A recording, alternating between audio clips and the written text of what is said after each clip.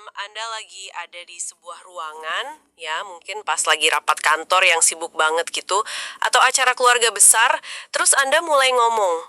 Tapi nggak ada yang dengerin? Iya bener banget, nggak ada satupun yang nengok. Seolah-olah Anda itu transparan, kayak udara kosong aja.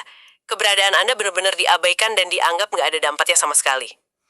Itu jenis isolasi yang kerasa sangat mencekik ya. Kesepian yang justru paling tajam pas kita lagi ada di tengah keramaian. Sangat menyakitkan sih rasanya. Secara neurologis, diabaikan oleh kelompok atau ngalamin pengucilan sosial itu, mengaktifkan bagian otak yang sama persis kayak pas kita memproses rasa sakit fisik. Oh, wow. Jadi sakitnya tuh beneran fisik. Betul. Jadi, nggak terlihat itu bukan cuma sekedar perasaan sedih biasa. Itu secara harfiah adalah penderitaan buat otak kita. Bayangin aja, manusia purba yang diabaikan kawanannya, kan biasanya berujung mati di alam liar. Nah, otak kita masih bawa alarm purba itu sampai sekarang. Masuk akal banget. Otak nganggap itu sebagai ancaman kematian ya. Karena kan kalau Anda terus-terusan diabaikan, diremehkan, atau malah ditertawakan setiap hari, ego Anda pasti mulai retak. Dan ego yang retak itu selalu menuntut untuk ditambal. Entah gimana caranya. Nah, pas banget. Di sesi eksplorasi mendalam kita hari ini, kita bakal membedah sebuah kisah fiksi yang sangat kelam. Judulnya Ilmu Kesaktian dari Gunung Hitam. Misi kita hari ini adalah ngelihat seberapa jauh sih manusia rela melangkah untuk menambal retakan ego tadi. Ya, dan penting untuk dicatat, ini bukan sekedar cerita seram atau mitos hantu biasa ya. Betul. Ini lebih ke studi psikologis soal ambisi, harga diri, dan konsekuensi mengerikan dari rasa ingin dihormati. Oke, mari kita bedah ini. Karakter utamanya itu pemuda bernama Raka, kan? Iya, Raka. Dan detail paling krusial di awal cerita ini adalah, Raka ini pada dasarnya bukan orang jahat. Bukan kriminal juga ya? Sama sekali bukan. Dia nggak pernah ngerugiin orang di desanya. Masalah utama dia itu murni eksistensial. Dia ada di posisi paling bawah di rantai makanan sosial desa itu. Kayak pas dia ngasih pendapat di rapat desa aja malah ditertawakan secara terbuka. Terus kalau dia lewat di warung kopi, orang nganggep dia kayak angin lalu aja. Parahnya lagi, bahkan anak-anak kecil pun ikut jadiin dia bulan-bulanan. Ah, iya bener. Anak-anak teriak di jalanan. Raka si pengecut. Raka cuma bisa ngomong doang. Coba dia Anda bayangin dinamika itu. Anak kecil yang secara hierarki harusnya hormat sama orang dewasa, malah ngerasa punya otoritas buat nginjek-injek Raka. Itu pukulan telak buat harga dirinya. Banget.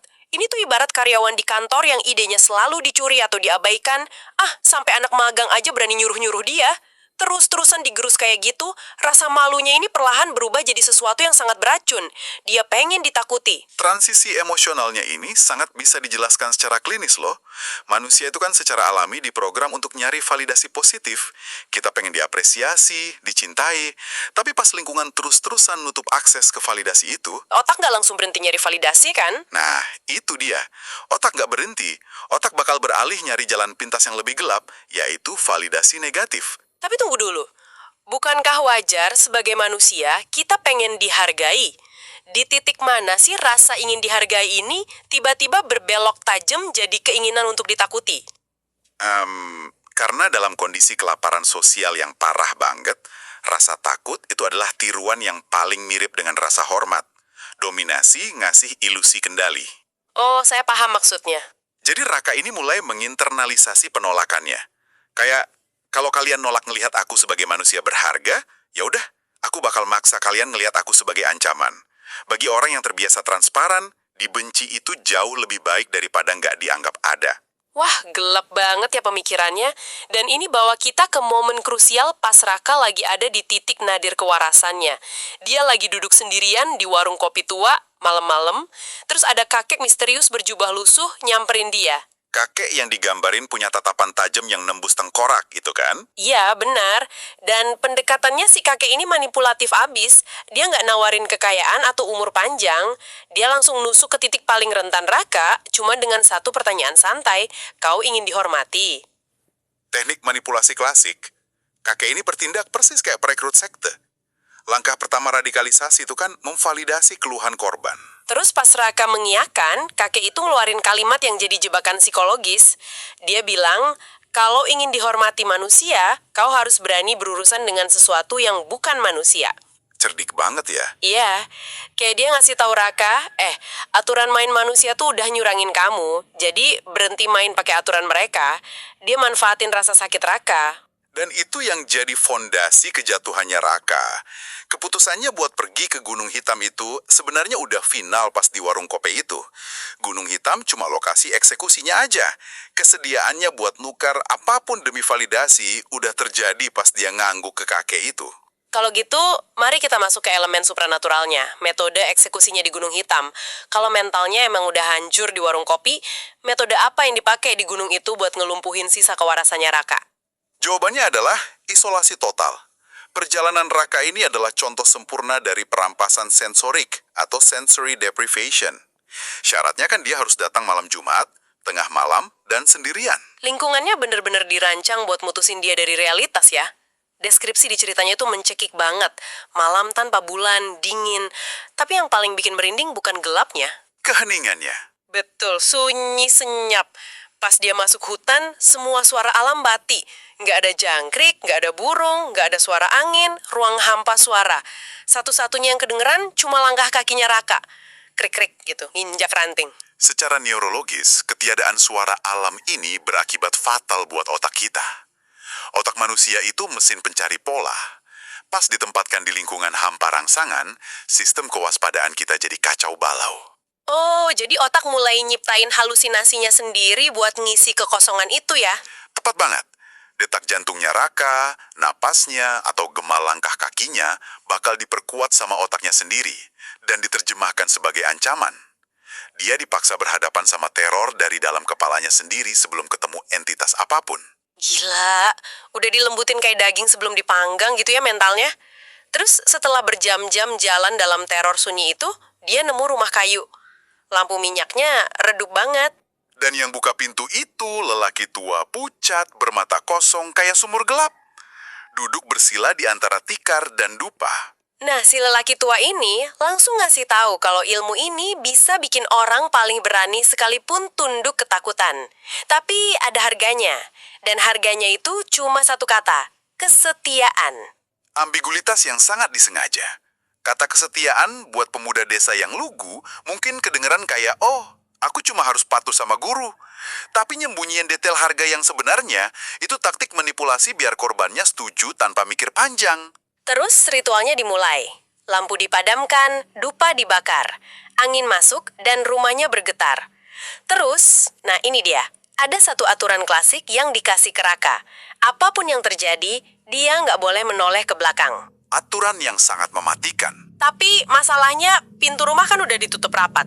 Tiba-tiba kedengeran suara langkah kaki, krek, krek, persis dari arah belakang punggungnya Raka. Disinilah semuanya jadi sangat menarik. Invasi langsung terhadap ruang aman terakhir yang Raka punya. Saya harus nekan Anda soal aturan jangan menoleh ini nih. Kalau di dunia nyata, ini ibarat peringatan awas jangan ditekan. Insting kita pasti malah pengen neken tombol itu kan? Apakah aturan ini tuh memang dirancang untuk dilanggar? Apakah ini murni jebakan buat kelemahan manusia? Saya setuju banget dengan teori jebakan itu. Dalam psikologi, ini namanya proses ironis.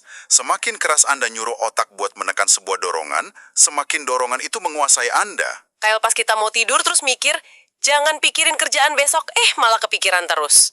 Persis. Aturan jangan menoleh ini mengeksploitasi insting bertahan hidup Raka. Dia dihadapkan pada ketidaktahuan absolut di titik butanya. Sesuatu yang nggak terlihat itu 100 kali lebih mengerikan daripada monster yang di depan mata. Soalnya kalau monsternya di depan mata, ukurannya kelihatan. Kalau di belakang, bisa segede apapun yang dibayangin Raka. Terus terornya makin kuat. Ada bisikan di telinganya. Kenapa kau ingin dihormati manusia? Padahal kau akan menjadi milik kami. Wah, bisikan itu menelanjangi ilusi kendali Raka banget. Entitasnya pada dasarnya ngolok-ngolok Raka. Raka pikir dia datang buat jadi penguasa. Padahal dia datang cuma buat nyerahin dirinya jadi budak. Dan ada napas dingin di lehernya juga. Beban mentalnya terlalu berat buat Raka. Karena dia masih terikat sama ketakutan manusianya, kewarasannya putus. Dia ngelanggar pantangan itu. Dia menoleh. Tindakan menoleh itu bukan sekedar gerak fisik ya. Itu metafora universal untuk keraguannya dan simbolik penyerahan total. Ketidakmampuannya nahan diri buktiin kalau dia belum siap sama konsekuensi kekuasaan yang dia minta. Dia mengakui dominasi entitas itu. Dan pas dia nengok, mimpi buruknya jadi nyata. Ada puluhan sosok hitam kurus bermata merah menyala memenuhi ruangan kosong itu. Terus satu sosok nyentuh bahunya dan bilang, mulai malam ini kau adalah murid kami. Raka ngejerit dan perangkap pun tertutup rapat. Transaksinya udah disegel. Nggak ada jalan kembali buat dia. Sekarang kita lihat transaksi sebenarnya. Pagi harinya dia balik ke desa. Langkahnya kaku, tatapannya kosong. Tapi warga desa sekarang takut sama dia. Nggak ada yang berani ngejek, nggak ada yang berani natap matanya. Secara teknis, dia dapat apa yang dia mau kan? Kata kesetiaan di cerita ini tuh mirip banget sama kontrak pinjaman online yang bunganya mencekik. Atau pas kita klik setuju di syarat dan ketentuan aplikasi di HP tanpa kita baca rinciannya. Kita kan sering tuh, saking pengennya pakai aplikasi, main klik aja. Ya, padahal kita baru aja nyerahin akses ke data pribadi kita. Betul. Nah, Raka juga gitu. Dia klik setuju karena putus asa. Dan hasilnya nyata loh, orang-orang berhenti ngejek dia. Jadi, apa arti semua ini? Bukankah itu sebuah kemenangan buat Raka meski jalannya gelap? Apa yang sangat menarik di sini adalah, kalau kita pakai analogi aplikasi tadi, ini sama sekali bukan kemenangan. Ini justru tragedi ironis. Pas kita nyerahin data, kita dapat aplikasinya, tapi kita kehilangan otonomi. Warga desa itu sebenarnya nggak menghormati Raka. Oh, mereka takut sama entitasnya ya? Persis, mereka menghindar karena insting primal mereka mendeteksi ada entitas yang menunggangi Raka. Di cerita disebutin, tiap malam warga lihat bayangan hitam bermata merah di belakang Raka. Terus ada bisikan serak yang bilang, dia milik kami. Nah, itu dia. Raka menukar otonomi dan kebebasannya atau jiwanya cuma demi ilusi validasi sosial. Dulu dia manusia merdeka yang memang gak dihormati. Tapi sekarang dia dihormati tapi jadi tawanan di dalam tubuhnya sendiri. Boneka dari parasit gaib. Merinding banget dengernya. Dia milik kami. Jadi Raka nggak pernah benar-benar sendirian lagi. Ketidakadaan kesendirian ini bukan berarti dia punya banyak teman, tapi otaknya terus-terusan diinvasi. Dia ngebangun penjara tanpa jeruji besi dengan tangannya sendiri. Cuma karena dia nggak bisa mentolerir penolakan sosial dari orang-orang yang padahal nggak penting buat hidupnya. Luar biasa. Jadi, apa intinya buat Anda yang lagi dengerin sesi ini? Kita emang nggak bakal mendaki Gunung Hitam malam ini ya, tapi dinamika Raka ini relevan banget di kehidupan kita. Garis antara mencari rasa hormat dan menghancurkan diri sendiri itu tipis banget. Betul. Mungkin Anda sekarang lagi berjuang keras ngebuktiin diri ke atasan yang manipulatif atau ke keluarga yang selalu ngeremehin Anda. Atau nyari validasi di media sosial. Jangan sampai kita ngorbanin jati diri dan kebebasan kita cuma demi dapat validasi dari lingkungan yang toksik. Tapi sebelum kita tutup eksplorasi kita hari ini, saya pengen ninggalin satu pertanyaan yang cukup mengusik pikiran Anda. Coba pikirin ini malam ini. Silahkan. Seandainya malam itu Raka berhasil menahan diri. Seandainya pas ada napas dingin dan bisikan di telinganya itu, dia nggak menoleh ke belakang sama sekali pas dengar suara langkah kaki. Ya, gimana kalau dia berhasil menang melawan rasa takutnya? Apakah dia benar-benar bakal turun dari gunung itu dan jadi orang sakti yang merdeka? Ataukah sebenarnya sejak detik pertama dia melangkahkan kakinya ke Gunung Hitam dan setuju dengan harga kesetiaan itu, takdirnya untuk menjadi milik mereka itu udah nggak bisa dihindari lagi. Wah, Jangan-jangan aturan jangan menoleh itu cuma ilusi pilihan dari awal. Coba Anda renungkan itu pas lagi sendirian. Terima kasih sudah bergabung dan sampai jumpa di eksplorasi mendalam kita selanjutnya.